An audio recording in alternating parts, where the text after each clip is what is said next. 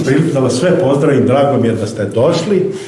Nešto više o Ištvanu će reći gospodin Kačanski, akademski slikar, prijatelj naš iz Srbobrana. Izvolite. Pozdravljam publiku i predstavljam autodidakta, što bi u prevodu značilo amatera, koji se bavi sa rezbarijom. Oblik njegove stvaralaštva je u stvari vajarstvo. Vajarstvo podrazumeva skulpturu, reljef, bareljef, pritak reljef i tako dalje. Njegova lepeza interesovanja je vrlo široka, počev od skulpture do bareljefa, reljefa i izazovi koji pružaju mogućnost velike njegove stvarne mogućnosti da se ogleda u svim tim. Kao što i sami vidite, ja uvek govorim o tome da same skulpture, sama umetnička dela govore o tome.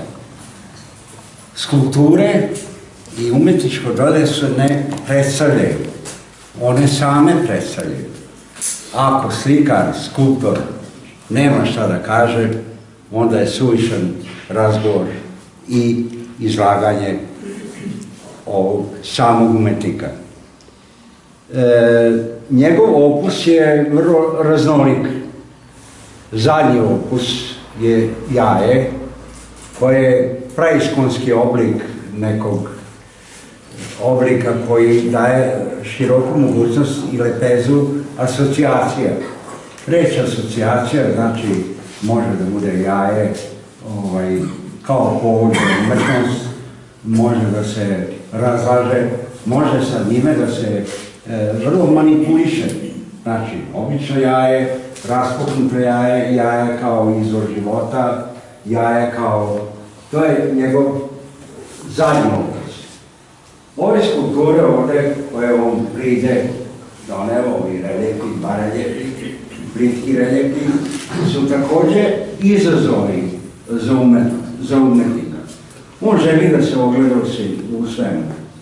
To često se dešava mnogim slikarima, umetnicima, da su kroz istoriju umetnosti bili slikari, ali su radili i vajarstvo, radili su i kolaž, ogledali su se u raznim oblicima likovne umetnosti.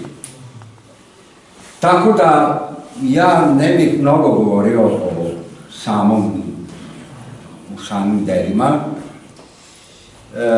Svi mi vidimo isto, a doživljamo različito.